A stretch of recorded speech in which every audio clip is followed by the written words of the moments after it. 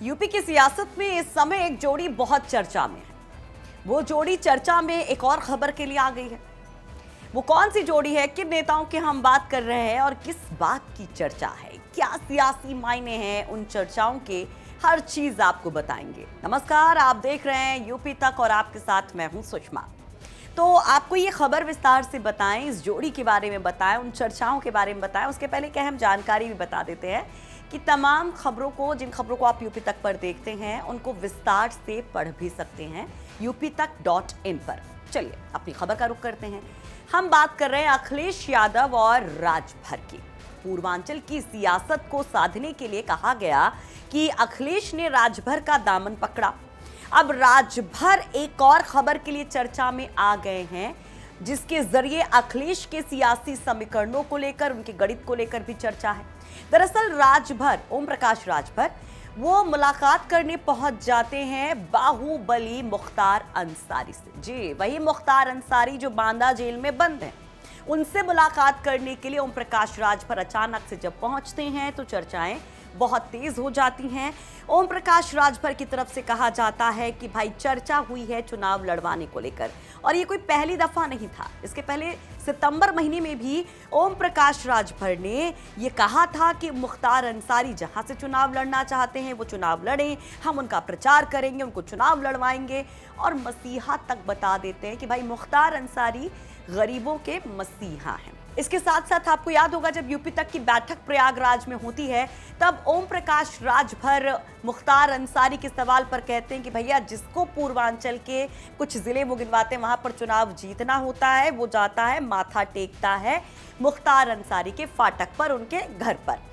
तो अब लेकिन सवाल ये उठता है कि इसके सियासी मायने क्या हैं? क्या अखिलेश यादव राजभर के जरिए और राजभर यहाँ मुख्तार अंसारी की ताकत के जरिए पूर्वांचल में सियासी समीकरणों को बदलने की कोशिश में लगे हुए हैं?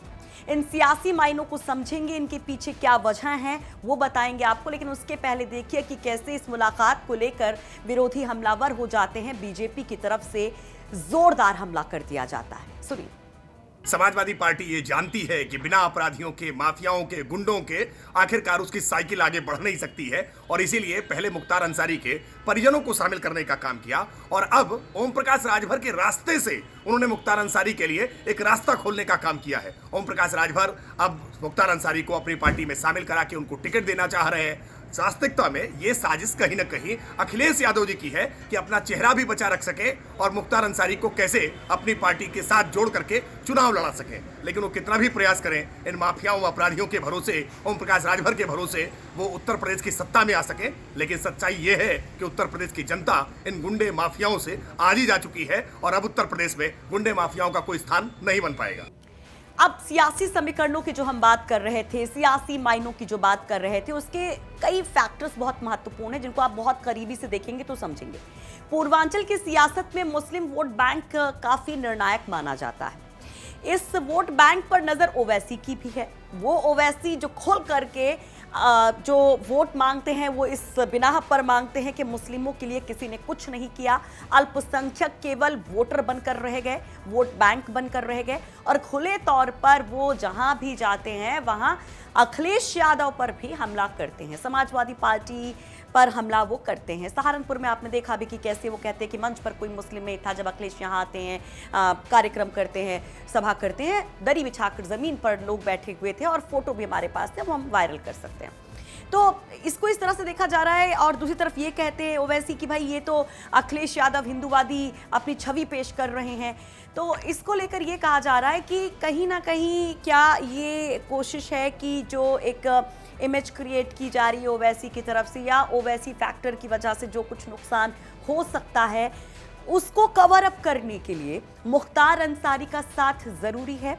क्योंकि अगर मुख्तार अंसारी की ताकत को देखें, जो दूसरा फैक्टर है कि पूर्वांचल में ये अंसारी परिवार कितना महत्वपूर्ण होता है, किन किन सीटों पर कितना इसका असर होता है, वो हम आपको बताते हैं।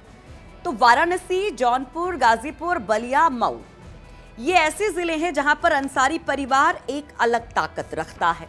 और इसका मुजाहिरा आप अगर पिछले चुनाव पर जाएंगे, 2019 लोकसभा चुनाव पर जाएंगे, तो उसमें आपने देखा था कि किस तरह से एक तरफा लहर थी बीजेपी की और वहां पर सपा बसपा साथ होते हैं और ऐसे में एक सीट निकलती है मुख्तार अंसारी के भाई अफजाल अंसारी की।